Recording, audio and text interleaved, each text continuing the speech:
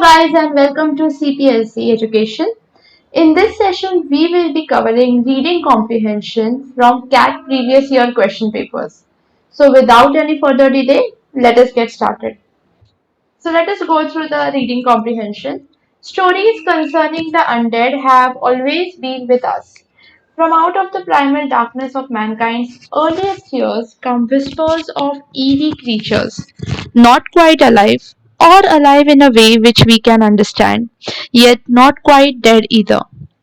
These may have been ancient and primitive deities who dwelt deep in the surrounding forest and remote places, or simply those deceased who refused to remain in their tombs and who wandered about the countryside, physically tormenting and frightening those who were still alive. Mostly, they were ill defined, strange sounds in the night beyond the comforting glow of the fire, or a shape half glimpsed in the twilight along the edge of an encampment.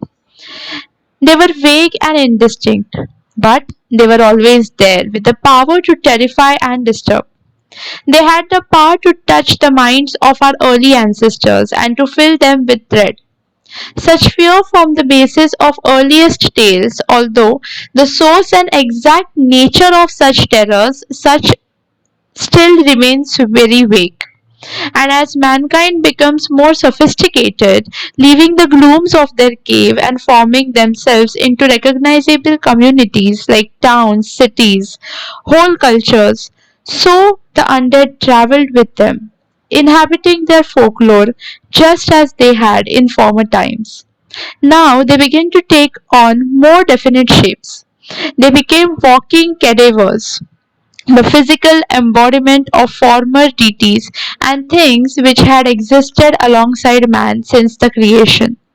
Some still remained vague and ill defined, but as mankind strove to explain the horror which it felt towards them, such creatures emerged more readily into the light. In order to confirm their abnormal status, many of the undead were often accorded attributes which defied the natural order of things: the power to transform themselves into other shapes, the ability to sustain themselves by drinking human blood, and the ability to influence human minds across a distance. Such powers, described as supernatural, only lent an added dimension to the terror that humans felt regarding them. And it was only true that the undead should become connected with practice of magic. From very early times, shamans and witch doctors had claimed at least some power and control over the spirits of departed ancestors, and this had continued down into more civilized times. Formerly, the invisible spirits and forces that thronged around man's earliest encampments had spoken through the tribal shaman, but now as entities in their own right. They were subject to magical control and could be physically summoned by competent sorcerer. However, the relationship between the magician and an undead creature was often a very tenuous and uncertain one. Some sorcerers might have even become undead entities once they died, but they might also have been susceptible to the power of other magicians when they did. From the Middle Ages and into the Age of Enlightenment, theories of the undead continued to grow and develop.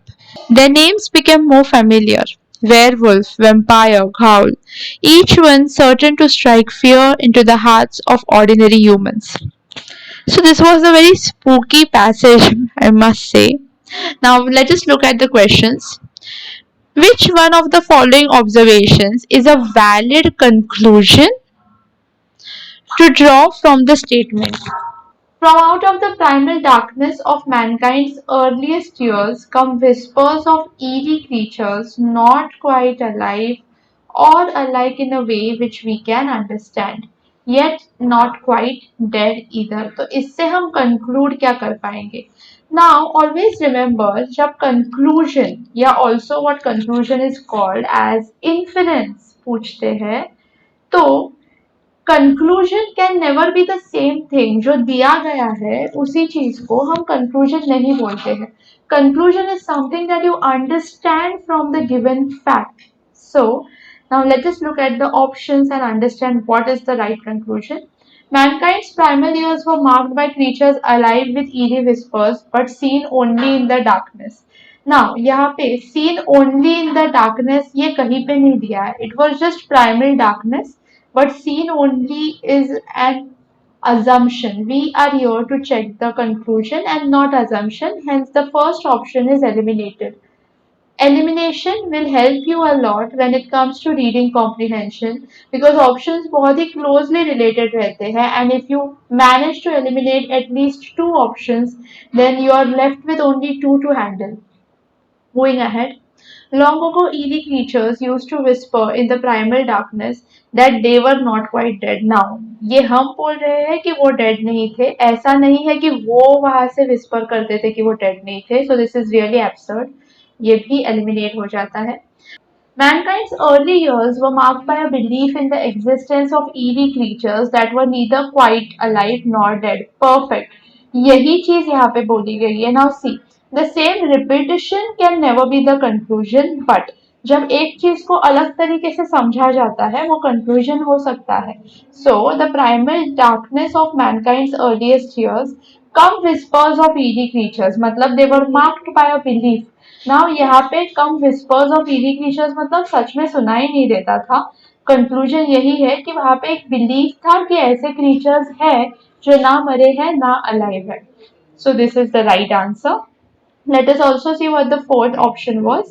We can understand the lives of eerie creatures in mankind's early years through their whispers in the darkness. ऐसा नहीं है. It is not that we are studying them through their whispers.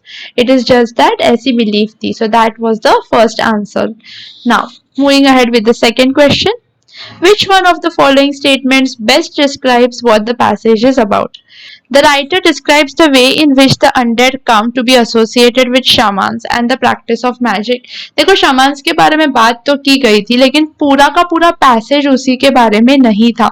सो आप किसी भी narrow idea को लेके पूरे passage से कनेक्ट नहीं कर सकते. So because the first one is too narrow it is eliminated.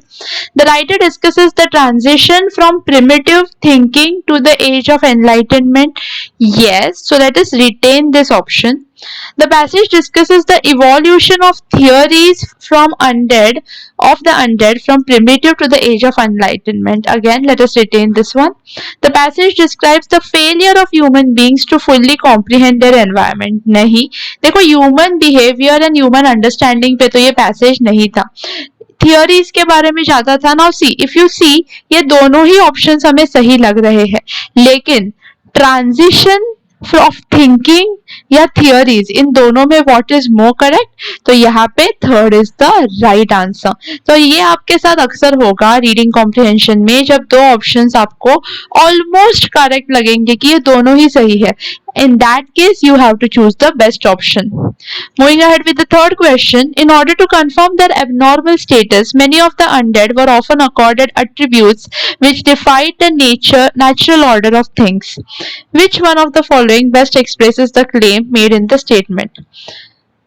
Many of the undead were often accorded attributes which defied the natural order of things. मतलब जो यूजुअल चीजें थी उससे अलग हटके उनको हमने कुछ एट्रीब्यूट्स दे दिए जैसे कि पाँव उल्टे होते हैं, उड़ सकते हैं, मुंडी घूम सकती है. Right.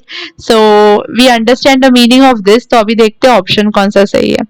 According to the undead an abnormal status is to reject the natural order of thing. Undead के हिसाब से क्या चल रहा है वो हम यहाँ पे नहीं देख रहे हैं. The undead are defied in nature's order by giving them divine attributes नहीं दे रहे. Abnormal doesn't mean divine.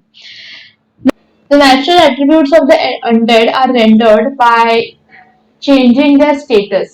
तो नॉर्मल एट्रीब्यूट को हम चेंज करके उनको अनडेड नहीं बोल रहे हैं. Human beings conceptualize the undead as possessing abnormal features. This is right. हमें ऐसा लगता है कि भूतों के पास अलग-अलग चीजें, अलग-अलग फीचर्स होते हैं.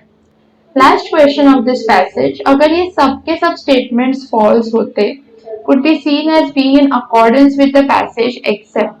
सब अगर false होते, तो इनमें से exception क्या है? मतलब इनमें से true क्या है? तो देखते हैं इनमें से ट्रू क्या है। The transition of the middle age to the age of enlightenment saw new theories of the undead, ये तो ट्रू है।